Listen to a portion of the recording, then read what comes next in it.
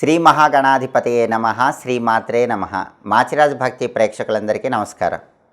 November 11వ తేదీ నుంచి November 20వ తేదీ వరకు ఈ 10 రోజుల్లో మేషాది ద్వాదశ రాశుల వాళ్ళకి రాశి ఫలితాలు ఏ విధంగా ఉండబోతున్నాయో, ఏ గ్రహాలు అనుకూలిస్తున్నాయో, ఏ గ్రహాలు అనుకూలించటం లేదో, అనుకూలించని గ్రహాలు యోగించటానికి ఎలాంటి ప్రత్యేకమైన పరిహారాలు చేసుకోవాలో, అలాగే ఏ దేవీ దేవతల ఆలయ దర్శనం చేసుకోవాలో, ఎలాంటి మంత్రాలు జపించుకోవాలో, ఎలాంటి స్తోత్రాలు వినాలో, ఎలాంటి ద్రవ్యాలు దానం ఇచ్చుకోవాలో, సకల దేవతా స్వరూపమైనటువంటి గోమాతకు ఎలాంటి ఆహారం తినిపించినట్లయితే వ్యతిరేక గ్రహాలు ఇచ్చే వ్యతిరేక ఫలితాలు తొలగిపోయి అనుకూల ఫలితాలు సిద్ధింపజేసుకోవచ్చు. ఈ 10 రోజుల్లో ద్వాదశ రాశుల వాళ్ళకి అద్భుతమైన ఫలితాలు పొందాలంటే పాటించాల్సిన ముఖ్యమైన విధి విధానాలు ఏంటో, అన్ని సమస్యల నుంచి బయటపడటానికి పాటించాల్సిన ముఖ్య విధులేంటో ఈ వీడియోలో మనం తెలుసుకుందాం. తదుపరి కన్యారాశి. కన్యారాశి వాళ్ళకి నవంబర్ 11 నుంచి నవంబర్ 20 మధ్యలో 10 రోజుల్లో రాశి ఫలితాలు పరిశీలిస్తే సూర్యుడు 2, 3 స్థానాల్లో సంచారం చేస్తున్నాడు. నవంబర్ 11 నుంచి నవంబర్ 15 మధ్యలో సూర్యుడు 2వ సంచారం చేస్తున్నాడు. వ్యతిరేక ఫలితాలు ఇస్తున్నాడు. సూర్యుడు యోగించట్లేదు.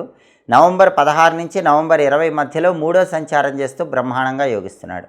కాబట్టి కన్యారాశి వాళ్ళకి ఈ 10 రోజుల్లో ఏం జరుగుతుందంటే నవంబర్ 11 నుంచి నవంబర్ 15 మధ్యలో ఆఫీసులో ఏది మాట్లాడినా గొడవ అవుతుంది. బాస్తో గొడవ అయ్యే అవకాశాలు ఉన్నాయి. కొలీగ్స్తో గొడవలు అయ్యే అవకాశాలు ఉన్నాయి. మీరు ఎంత కష్టపడ్డా రికగ్నైజేషన్ ఉండదు. మిమ్మల్ని అందరూ ఒక శత్రువులా భావిస్తూ ఉంటారు. పాలిటిక్స్లో వెన్నుపోటు పొడుస్తారు. అగ్రికల్చర్లో లాభాలు ఉండవు. తండ్రి వైపు బంధువులు కూడా మీ మీద లేనిపోని నిందలేసే అవకాశం ఉంది. వాళ్ళతో కూడా జాగ్రత్తగా మాట్లాడాలి. కానీ నవంబర్ 16 నుంచి నవంబర్ 20 మధ్యలో ఒక్కసారిగా అన్ని పరిస్థితులు మారిపోతాయి.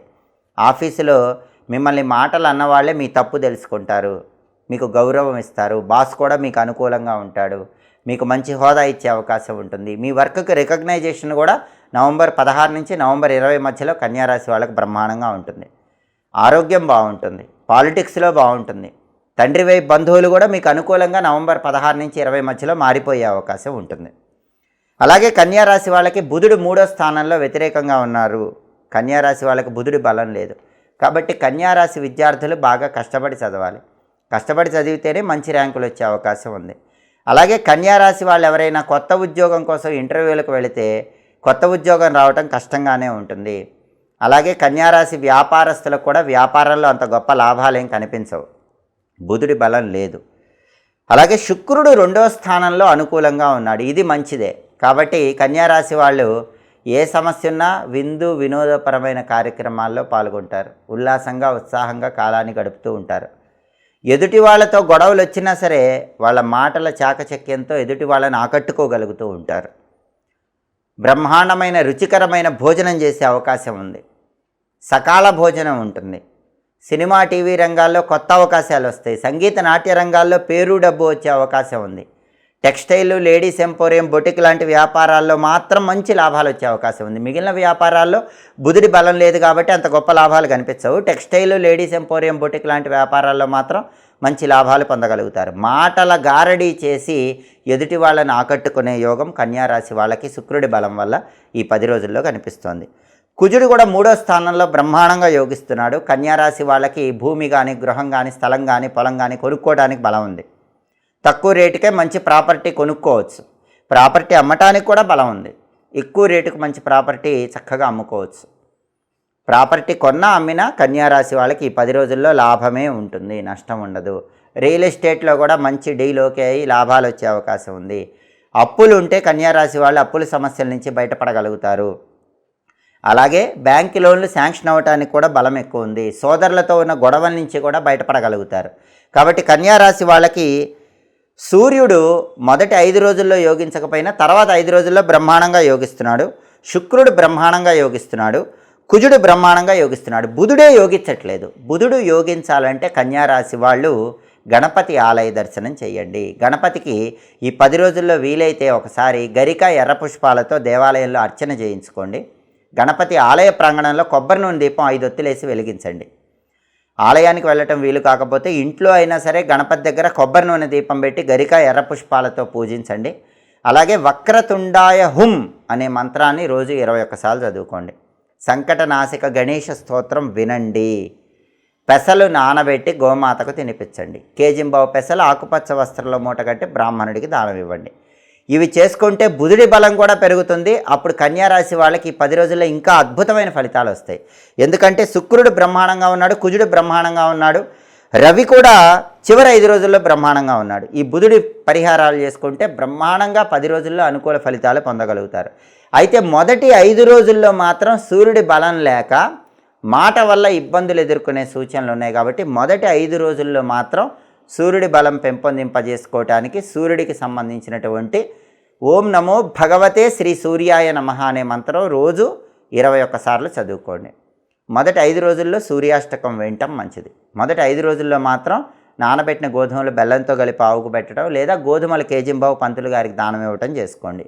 అప్పుడు మొదటి 5 రోజుల్లో కూడా సూర్యుడి బలం పెరిగి ఇంకా అద్భుతమైన శుభ ఫలితాలు ఈ 10 రోజుల్లో కన్యారాశి వాళ్ళు అందిపుచ్చుకోవచ్చు. నవంబర్ 11వ తేదీ నుంచి నవంబర్ 20వ తేదీ వరకు మేషాది ద్వాదశ రాశుల వాళ్ళకి అన్ని రకాలుగా కలిసి రావాలంటే దీర్ఘకాల సంచారం చేసే గ్రహాలను కూడా తప్పకుండా ప్రసన్నం చేసుకోండి.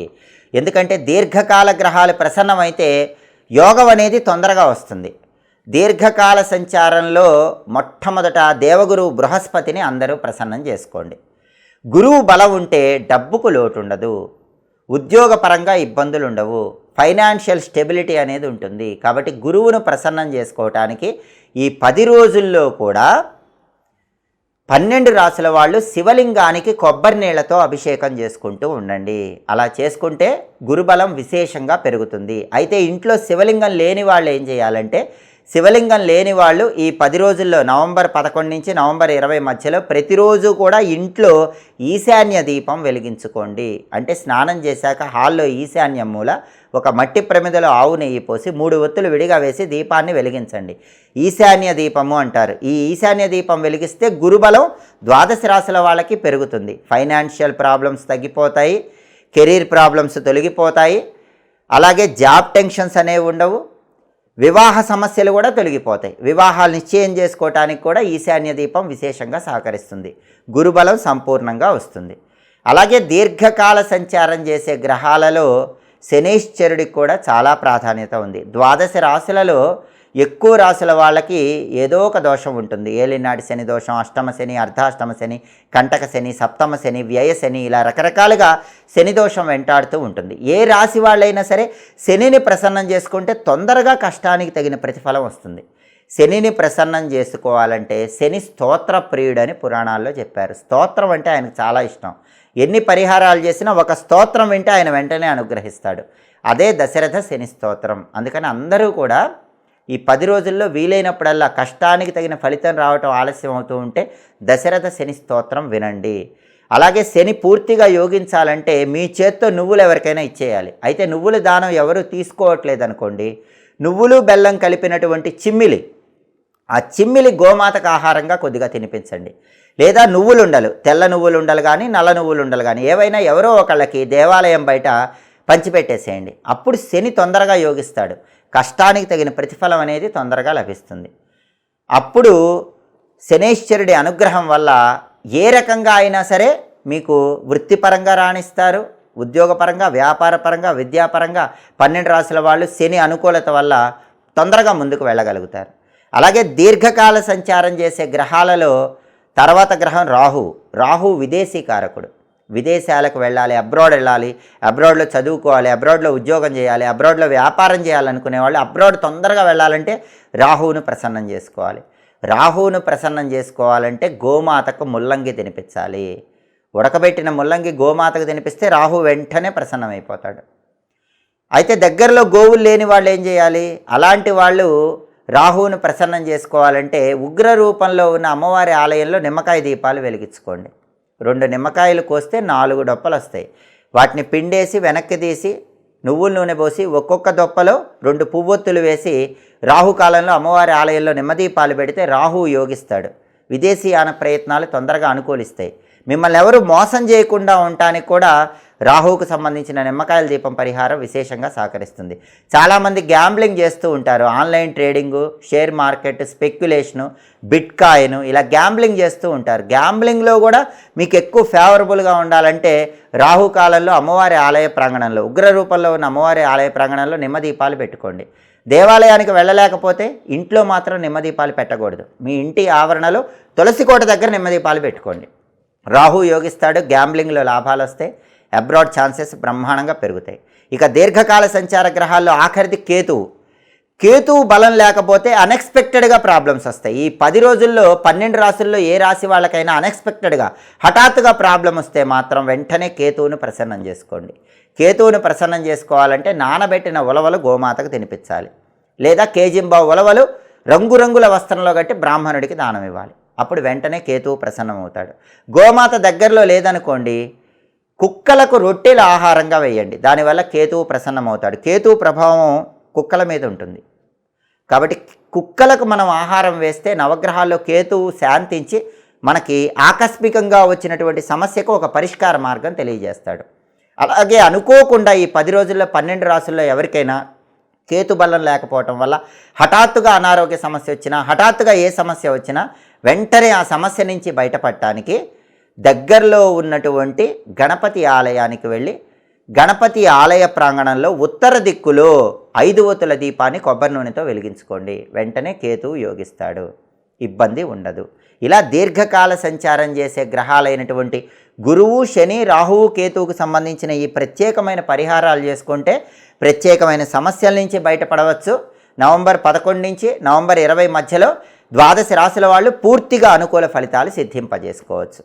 ఇవి మేషాది 12 రాశుల వాళ్ళకి ఈ 10 రోజుల్లో ఉండేటటువంటి రాశి ఫలితాలు. ఎప్పటికప్పుడు మీ రాశి ఫలితాలు తెలుసుకోవాలనుకుంటున్నారా? అయితే మాచిరాజు భక్తి ఛానల్ తప్పకుండా చూడండి. గ్రహాలు ఏవి యోగిస్తాయి, ఏవి యోగించవు, యోగించని గ్రహాలకు ఎలాంటి పరిహారాలు చేసుకోవాలి, ఇవన్నీ తెలుసుకోవాలంటే మా మాచిరాజు భక్తి ఛానల్ తప్పకుండా సబ్స్క్రైబ్ చేసుకోండి. మా వీడియోస్ మీకు నచ్చినట్లయితే మా ఛానల్ లైక్ చేయండి, కామెంట్ చేయండి. మా ఛానల్ వీడియోస్ 10 మంది మిత్రులకు షేర్ చేయండి. మా ఛానల్ సబ్స్క్రైబ్ చేసుకోండి. పక్కన ఉన్న బెల్ సింబల్ ఒకటి మాత్రం మర్చిపోకండి. సర్వే జనాః సుఖినో భవంతు. స్వస్తి.